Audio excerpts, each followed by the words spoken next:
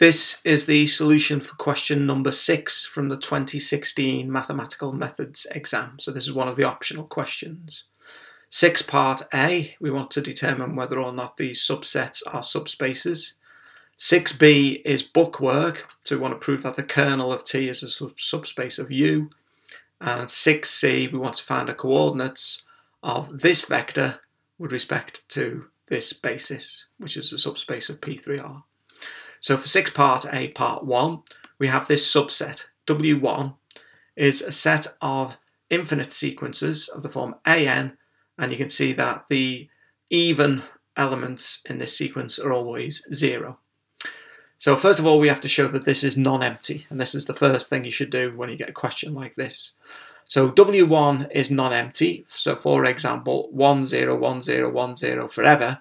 This belongs to W1 because you can see the even placed elements are all 0. If we let AN be one of the general elements, vectors in this sequence, then this is of the form A0, 0, A1, 0, etc. And Bn is another sequence which also belongs to W1, so B0, 0, B1, 0, etc. Now we've got to think, if you add two sequences of this form together, then again you'll end up with a sequence with all the even terms 0. And if you do a scalar multiplication, all of the even terms will remain 0.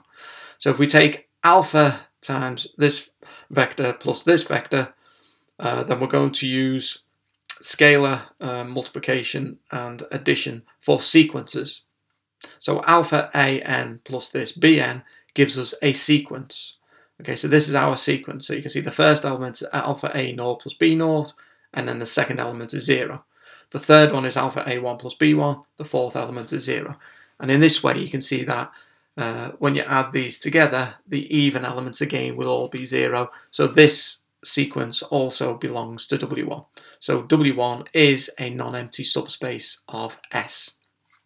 For part 2, we have sequences of this form, so B0, 0, B1, 1, B2, 2, etc. So W2, again, you can show it is not, this set is non-empty. So for example, 1, 0, 1, 1, 1, 2, 1, 3, etc. This does belong to W2. It's very easy to show that this is not a subspace. So for example, if we multiply this sequence by a constant 2, then we get this sequence 2, 0, 2, 2, 2, 4.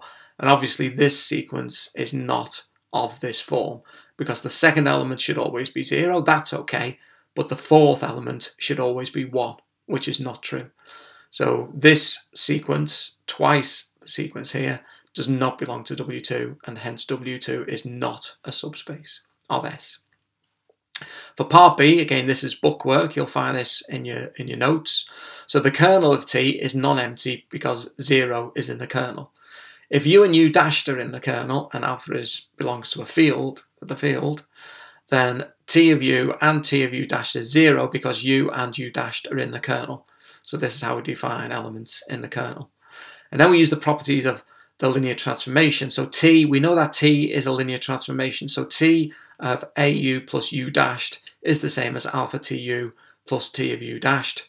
And we just said that TU and TU dashed are 0. So T of alpha U plus U dashed is also 0, which means that alpha U plus U dashed is also in the kernel, because T of this element gives us 0. So alpha U plus U dashed is in the kernel. So therefore, if U and U dashed are in the kernel, then alpha U plus U dash is also in the kernel. So kernel of T is a subspace of U. And then the final part of this question is part C. So we want to find the coordinates of this cubic polynomial relative to this basis.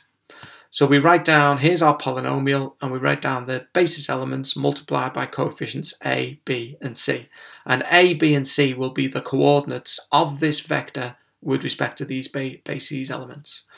So it's very easy then just to equate coefficients. So for example, if you look at the constant on the left, 1 is equal to, and on the right we've got B plus C. So that's looking at the constant coefficients.